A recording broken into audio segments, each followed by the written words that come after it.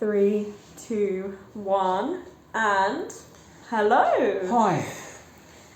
My name. Sorry. My name is Lottie. My name's Jay. And what are we going to do now? We're going to have an interview with me.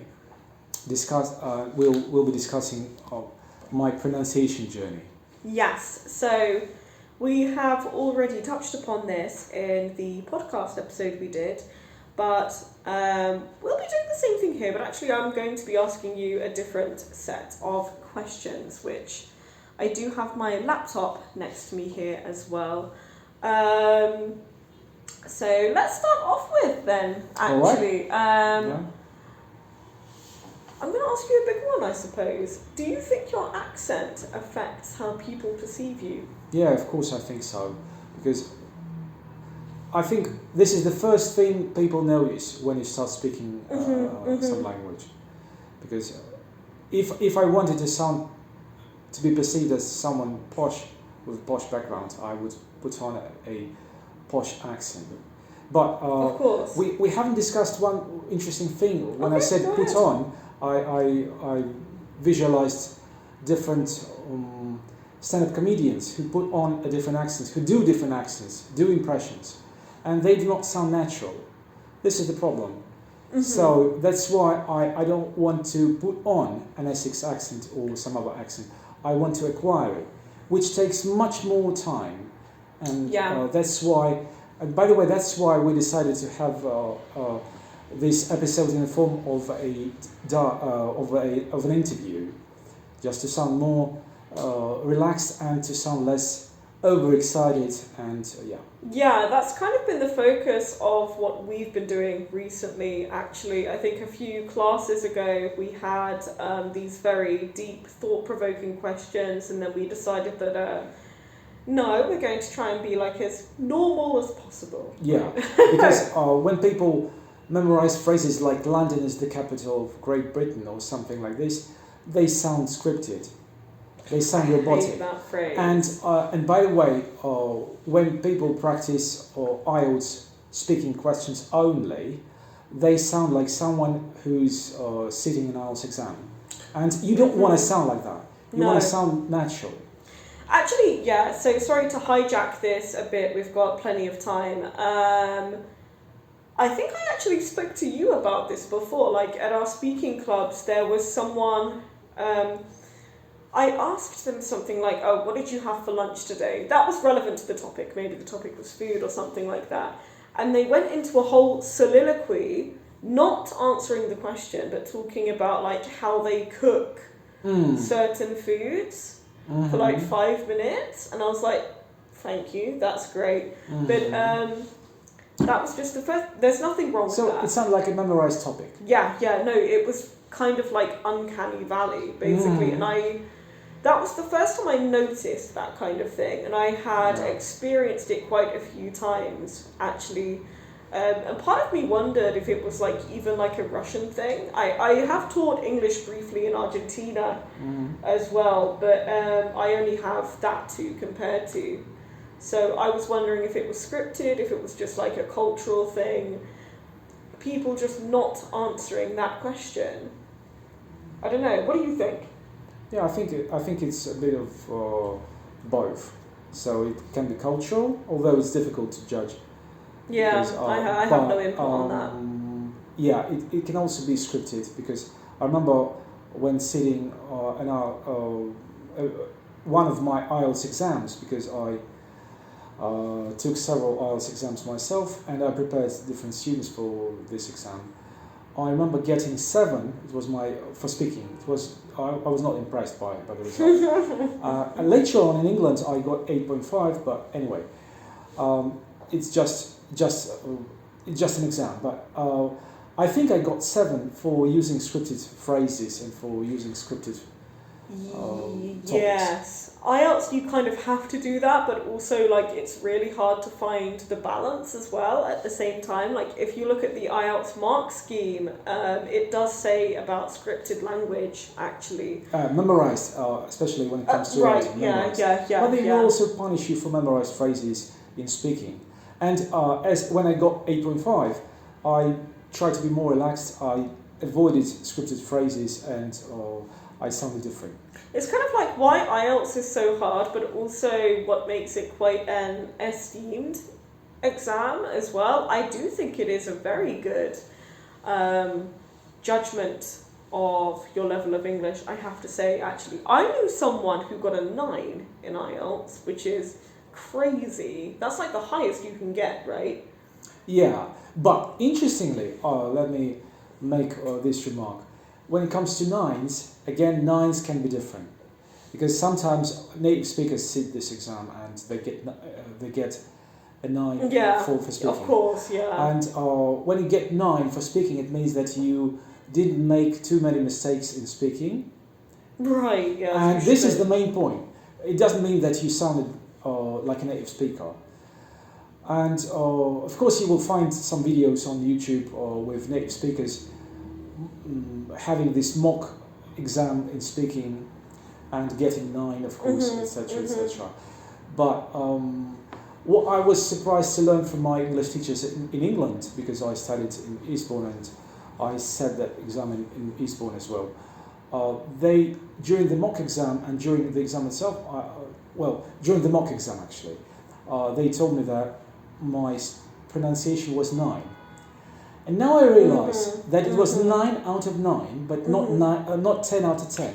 Yeah, we've talked about this before, actually. Yeah, this is important because in order to get 10 out of 10, which is a native-like level, you should work very hard, you should have any breaks, and it's a lifetime journey.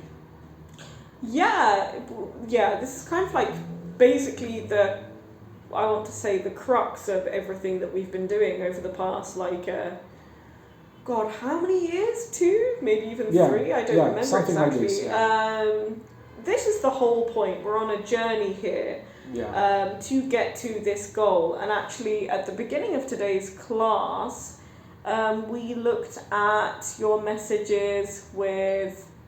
Right, you were talking... so Alex Hughes asked you, what is your goal? Yeah, Alex Hughes is my VK friend, and he's a native English teacher.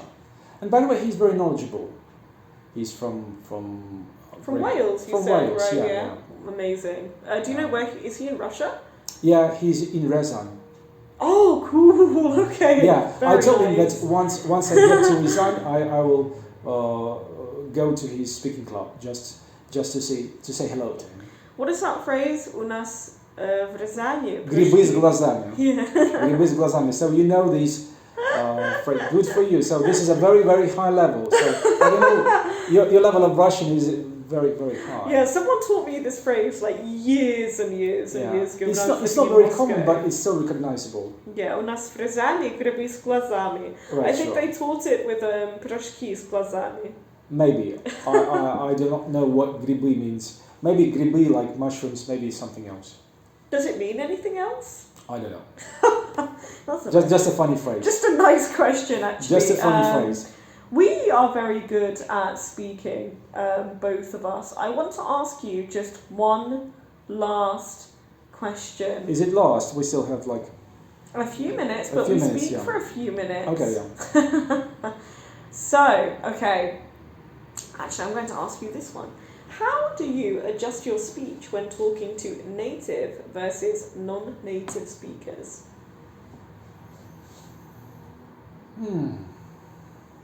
Because I do, and I've actually only started to recently. That's a tough one. Actually, I try to sound better, but at the same time, I try to sound the same while teaching English. So my English students will comment, I hope so, because I've opened the comment section for everyone.